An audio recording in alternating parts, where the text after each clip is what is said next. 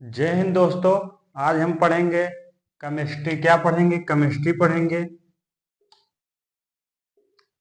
Chemistry पढ़ेंगे जो class 12th की है, जो बोर्ड एग्जाम 2025 के लिए इम्पोर्टेंट है, उसी को हम पढ़ेंगे। जैसा कि आप सभी देख रहे हैं, यहाँ पर केमिस्ट्री लिखा है। केमिस्ट्री का वन शॉट पढ़ेंगे। क्या पढ़ेंगे? वन शॉट पढ़ेंगे। जैसे वन शॉट का मतलब होता है इसी चैप्टर को कम समय में और पूरा पढ़ लेने की कैपेसिटी को ही वन शॉट कहते हैं। मतलब कि जैसे आप इसी चैप्टर को पढ़ेंगे 2 घंटे में, 3 घंटे में, तो इसको वीडियो में हम कम समय में पूरा पढ़ लेंगे। इसीलिए हम अभी चल रहा है, अक्टूबर चल रहा है, जो हमारी परीक्षा फरवरी में होगी, तो इसीलिए हम वन शॉट केमिस्ट्री का पढ़ेंगे। पहला चैप्टर क्या है? विलियन। क्या पढ़ेंगे?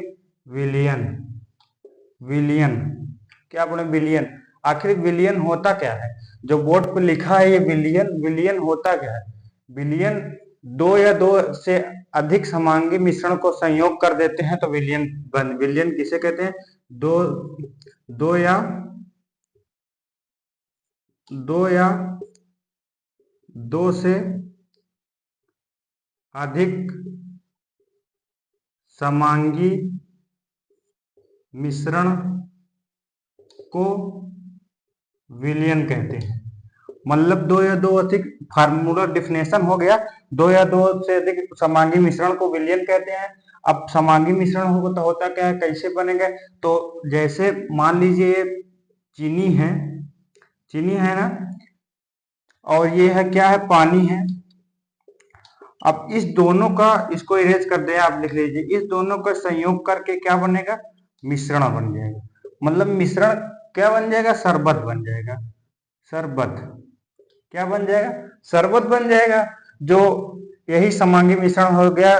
तो उसके बाद विलियन पढ़ ले, उसके बाद हम पढ़ेंगे, क्या पढ़ेंगे? विलियन के विलायक पढ़ेंगे और विलेय पढ़ेंगे। आखिर विलेय विलायक क्या होता है? तो ये चीनी जो पानी है, इस मिश्रण में जिसकी मात्रा अधिक होगी उसे विलायक कहते हैं, और जिसकी कम मात्रा होगी उसे विलेय कहते हैं। जैसे चीनी और पानी में सब मात्रा किसकी है? पानी की। तो क्या हो जाएगा? विलायक हो जाएगा। क्या होगा? विलायक हो जाएगा। ये क्या हो जाएगा? विलेय हो जाएगा। क्या हो जाएगा? विलेय। देखिए ये चीनी है, अगर हमको शरबत बनाना है तो हम पानी में, मतलब पानी में चीनी थोड़ा डालेंगे ना। पानी 2 किलो है तो चीनी को हम थोड़ा सा, इतना 100 ग्राम 50 ग्राम में डालेंगे तो मीठा हो जाएगा। तो उसी को हम मिश्रण कहते हैं। अब हम पढ़ेंगे, क्या पढ़ेंगे? अब हम पढ़ेंगे विलियन के आगे विलेयता। क्या आप इसको इरेज कर लें? आप देख लीजिए, अब इसको इरेज करते हैं हम। विलेयन पढ़ेंगे, विलेयता। क्या पढ़ेंगे? विलेयता। विलेयता। आखिर विलेयता क्या होता है? विलेयता मतलब जैसे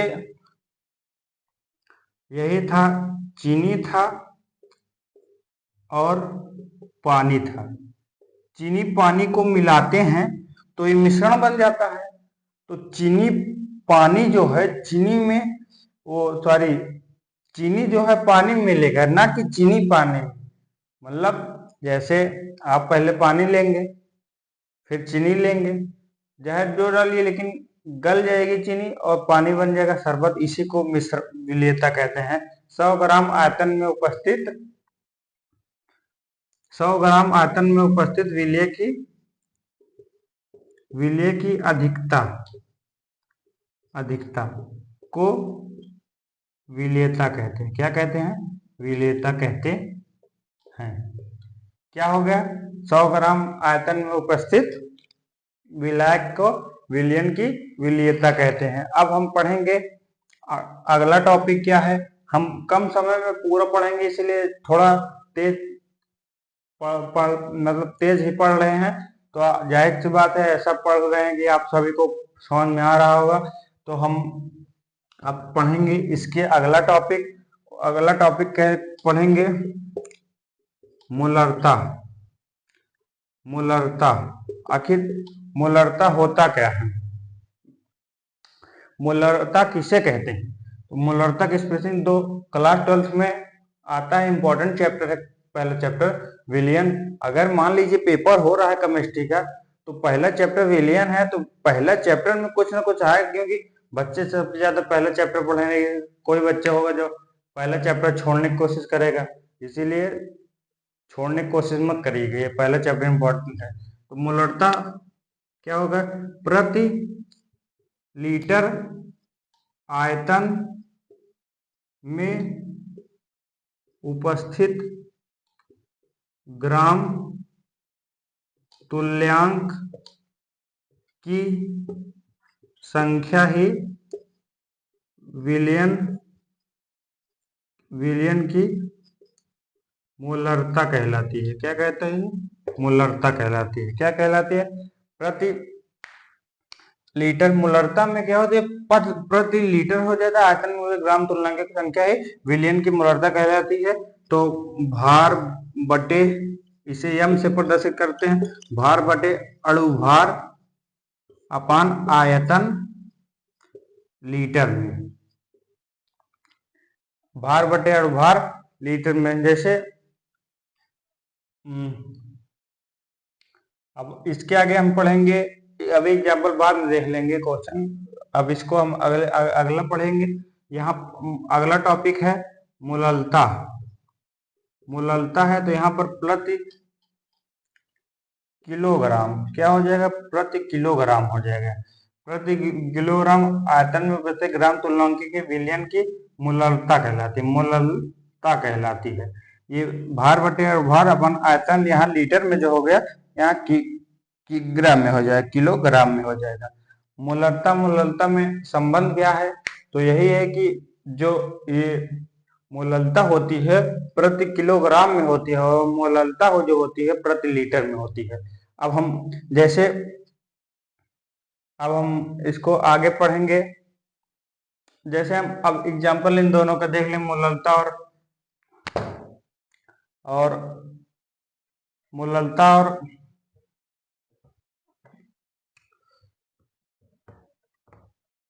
अब हम इसको देख लेते हैं आखिर क्वेश्चन कैसे। जैसे क्वेश्चन 500 ग्राम जल में 40 ग्राम कास्टिक सोडा मिलाया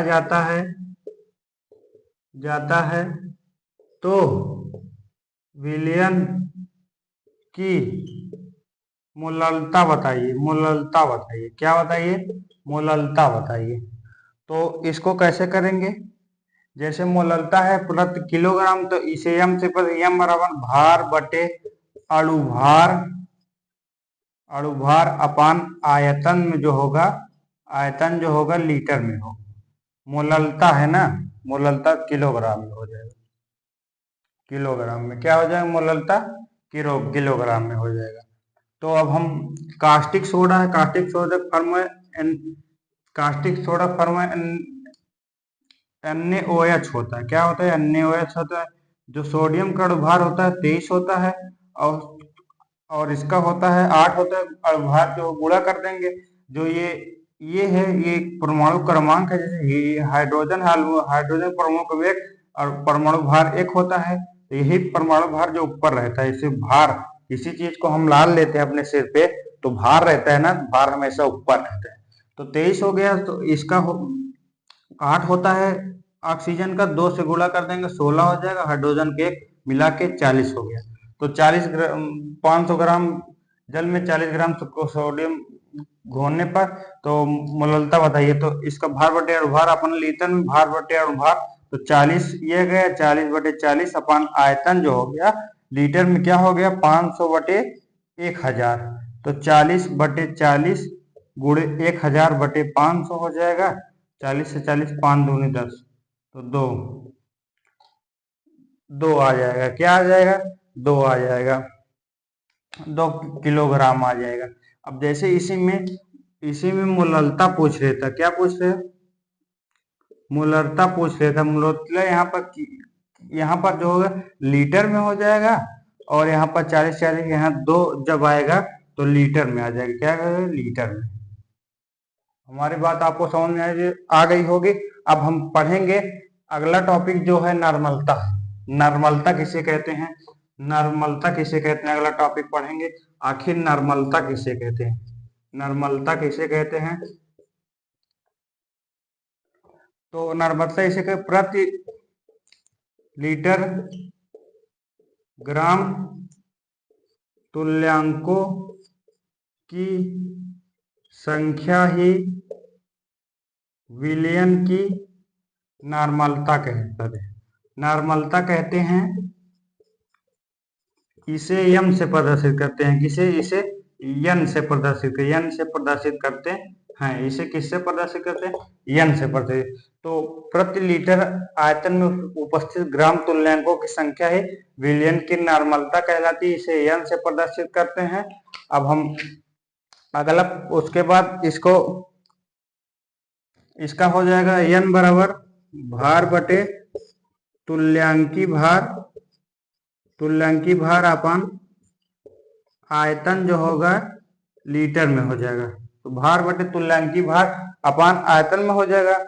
तो यन बराबर यन ईवी बटे 1000 हो जाएगा। यन बराबर नहीं हो जाएगा, डब्लू बटा भार बराबर डब्लू बराबर, और जैसे यहाँ पर भार जो हो जाएगा इसका डब्लू हो जाएगा, तुल्यांकी भार ई हो जाएगा और वी हो जाएगा। तो यहाँ पर एन हो जाएगा, तो डब्लू अपान ई गुणे 1/v हो जाएगा। तो इधर गुणा करेंगे तो डब्लू बराबर एन ईवी बटे 1000 हो जाएगा। एन ईवी बटे 1000, डब्लू बराबर एन ईवी बटे 1000 हो जाएगा। ये अगर नॉर्मलता निकालने के लिए पूछा तो, अगर नॉर्मलता निकालने के पूछा तो डब्लू बराबर एन ईवी बटे 1000 होगा। जैसे अगर पूछ ले जैसे यहाँ पर इसको इरेज कर दे रहे हैं, जैसे यहाँ पर पूछ ले आखिर नॉर्मल विलयन क्या होता है, नॉर्मल विलयन क्या होता है, आखिर नॉर्मल विलयन। तो जिसका विलयन यहाँ पर, जिसका विलयन 1 हो, क्या हो, जिसका विलयन 1 हो उसे नॉर्मल विलयन कहते हैं। और नॉर्मलता के फॉर्म डिफिनेशन, प्रति लीटर आयतन में उपस्थित ग्राम तुल्यांकों की संख्या विलयन की नॉर्मलता कहलाती है। अब हम मोल प्रभाज पढ़ेंगे, क्या पढ़ेंगे, मोल प्रभाज पढ़ेंगे। मोल प्रभाज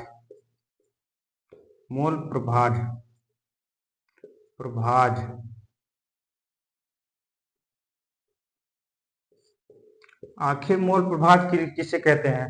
तो किसी विलयन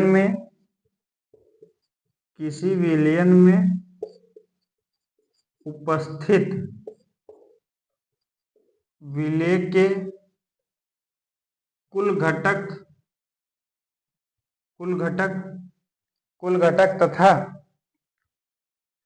तथा कुल मोल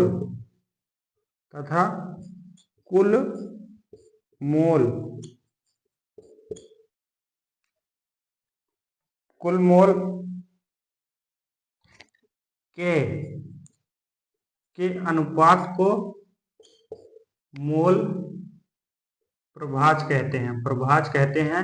n बराबर n अपान n प्लस 1, n बराबर n अपान n प्लस 1 हो जाएगा।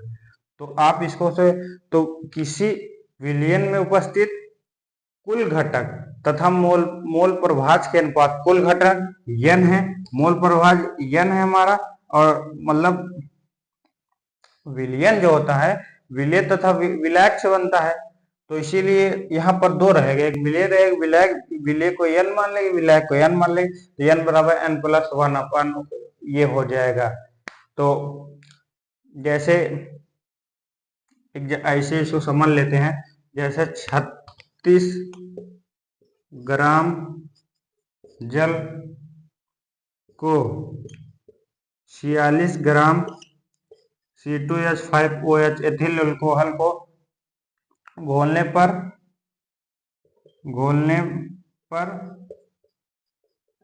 दोनों का घटक बताइए। तो जैसे 36 ग्राम जल को 46 ग्राम एथिल अल्कोहल, C2H5OH का फार्मूला हो गया, एथिल अल्कोहल को कहते हैं C2H5OH, को घोलने पर तो इसका मोल प्रभाज बताइए। मोल प्रभाज कहते हैं जैसे 36 ग्राम है तो 36 ग्राम जल है, जल का क्या होता है, H2 होता है। जल का ये होता है एक हो जाएगा, हाइड्रोजन के एक है तो दो दो यहाँ पर लगा है तो दो हो जाएगा, प्लस 16 है ऑक्सीजन का 8, 8 दूनी 16 तो हो जाएगा 18 हो जाएगा। तो ये 36 ग्राम तो मोल प्रभाजन बराबर भार बटे अणुभार, तो 36/18 हो जाएगा, इसको 2 आ जाएगा n बराबर। अब हम एथिल एल्कोहल C2H5 को C2H5 का हो जाएगा ये 46 ग्राम ये हो जाएगा। तो अब वो हो जाएगा भार बटे अणुभार अपन भार बटे अणुभार हो जाएगा 46/46 हो जाएगा अपन 1 हो जाएगा, या n बराबर 1 हो गया। तो अब विलयन में बचे कुल मोल प्रभाज के घटक को विलयन का अनुपात को ही मोल प्रभाज कहते हैं। आप इसको ऐसे लिख लेंगे जैसे n बराबर हो जाएगा 2 अपान ये n बराबर n अपान n प्लस 1 हो जाएगा, और बड़ा n कैपिटल N बराबर n अपान n प्लस 1 हो जाएगा। ये दोनों का घटक है, तो वो दोनों को घटक पूछ रहा है ना, तो ये जल का घटक हो जाएगा और ये एथिल अल्कोहल C2H5OH का घटक हो जाएगा। जैसे n बराबर क्या है, n बराबर कितना है 2 अपान कैपिटल N कितना 1, 1 प्लस 1 हो जाएगा, इसकल 2/2 इक्वल 1 हो जाएगा। अब बड़ा n देख लेते हैं, n बराबर n अपान n प्लस 1 देख लेते हैं, तो बड़ा n कितना 1 आ गया, तो छोटा n 2 प्लस 1 तो 1/3 आएगा। तो H2O का इसको आप नोट कर लीजिए, जैसे H2O का हो जाएगा मोल प्रभाज कितना है, H2O का 1 हो गया, और C2H5OH का हो गया 1/3 हो गए। एथिल एल्कोहल इसको कहते हैं, इसको जल कहते हैं। मोल प्रभाज मोल घटक और नॉर्मलता मोलरता और अब और क्या कहते हैं विलयन विलयता हम इतना पढ़ चुके हैं। अब हम आगे पढ़ेंगे इम्पोर्टेंट टॉपिक पढ़ रहे हैं जो हमारे सिलेबस में जो बोर्ड एग्जाम 2025 की दृष्टि में आएगा उसी को हम पढ़ रहे हैं। तो हम अगला टॉपिक पढ़ेंगे, अगला टॉपिक पढ़ेंगे, अगला इसको इरेज कर लेंगे, आप लिख लिए होंगे। तो अगला टॉपिक हम पढ़ेंगे, क्या पढ़ेंगे अगला टॉपिक, राउल्ट का नियम पढ़ेंगे। क्या पढ़ेंगे, राउल्ट का नियम पढ़ेंगे। आखिर राउल्ट का नियम होता क्या है, तो विलयन के कुल घटक तथा मोल प्रभाज के कुल घटक बराबर होता है, इसी को राउल्ट का नियम कहते हैं। अब हम देख लेते हैं, जैसे P0 माइनस PS अपान P0 इक्वल मोल प्रभाज कितना हो गया, मोल प्रभाज भाई n बराबर n प्लस 1 n अपान n प्लस 1 हो जाएगा ना, मोल प्रभाज अभी निकाले थे, तो n अपान n प्लस 1 हो जाएगा। ये राउल्ट का नियम होता है। और राउल्ट के नियम का सीमा क्या है, विलयन तनु होना चाहिए। सीमा क्या हो गया, विलयन तनु होना। तनु मतलब जो बह जाए, मतलब बहता हो, सांद्र मतलब मोटा तनु होना चाहिए, और विलायक का विलय तथा विलायक का सगुण होना चाहिए। सगुण मतलब जो विलयन में वियोजित ना हो। और क्या कहते हैं इसका विलय क्या होता है, अवाष्पशील होता है, जो वाष्प में न मिले उसे अवाष्पशील कहते हैं। तो हम राउल्ट का नियम भी पढ़ चुके हैं, जो बोर्ड एग्जाम 2025 में आता है, उसी को हम पढ़ेंगे। और अब हम पढ़ेंगे हेनरी का नियम। किसका नियम पढ़ेंगे, हेनरी का नियम पढ़ेंगे। इसको इरेज कर दे रहे हैं, अब हेनरी का नियम पढ़ेंगे। हेनरी का नियम, आखिर हेनरी का नियम क्या होता है। हेनरी एक वैज्ञानिक थे, राउल्ट एक वैज्ञानिक थे, जो उन्होंने नियम दिया उसी नियम को हेनरी का मतलब किसी किसी किसी द्रव में गैस को बताने के लिए जो हेनरी ने नियम दिया। किसी गैस को द्रव में बताने के लिए जो हेनरी ने नियम दिया उसी को कहते हैं हेनरी का नियम। तो हेनरी का नियम का अनुप्रयोग देख लेते हैं, इसका अनुप्रयोग देख लेते हैं। अनुप्रयोग आखिर क्या है हेनरी का नियम? तो हेनरी का नियम अनुप्रयोग ये है कि ये रक्त जो होता है O2 हम और CO2 में विलेय है और विलेय है और क्या कहते हैं और जैसे कोल्ड ड्रिंक हो गया हमारा, कोल्ड ड्रिंक और वियर में विलेय है। जो रक्त में हमारा ये हेनरी का नियम गैस की विलेयता को ही यानी जैसे हमारा रक्त है, ब्लड में गैस मौजूद रहता है, इसी को ये कह रहा है। ब्लड में हमारा ऑक्सीजन भी होता है तो यही, और कोल्ड ड्रिंक में ऑक्सीजन होता है जो खोलते हैं, जो ऊपर जाता है ना, घोल के अगर खोलते हैं तो इसीलिए जाता है। तो हम इसको पढ़ लिए। अब हम अगला टॉपिक एंड लास्ट टॉपिक पढ़ेंगे इस चैप्टर का। तो अगला तो इसको इरेज कर दे रहे हैं एंड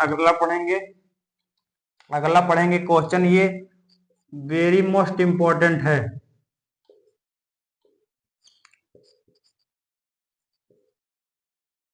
वेरी मोस्ट इंपॉर्टेंट है। एक क्वेश्चन ऐसे पूछा जो लगभग हर साल पूछा जाता है। इसे ऐसे पूछा जाएगा कि आदर्श विलयन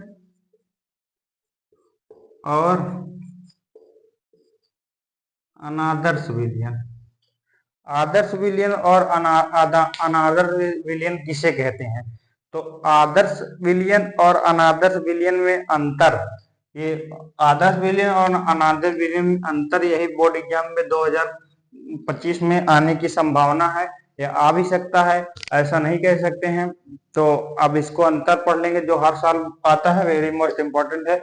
आखिर जो आदर्श विलयन जो राउल्ट का नियम, जो राउल्ट के नियम को पालन करते हैं उसे आदर्श विलियम कहते हैं। और अनादर्श विलियम जो राउल्ट के नियम का पालन नहीं करते हैं। ये एक अंतर हो गया।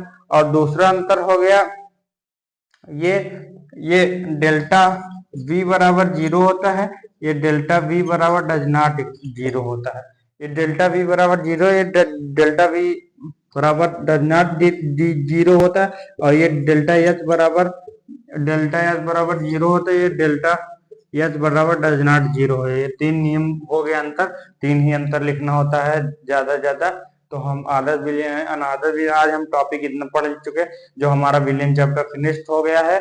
अब हम किसी दिन न्यूमेरिकल पढ़ाएंगे। तो अगर हमारा वीडियो अच्छा लगा हो, चैनल को सब्सक्राइब करें एंड लाइक करें। अब हम मिलते हैं अपने नेक्स्ट वीडियो में। धन्यवाद।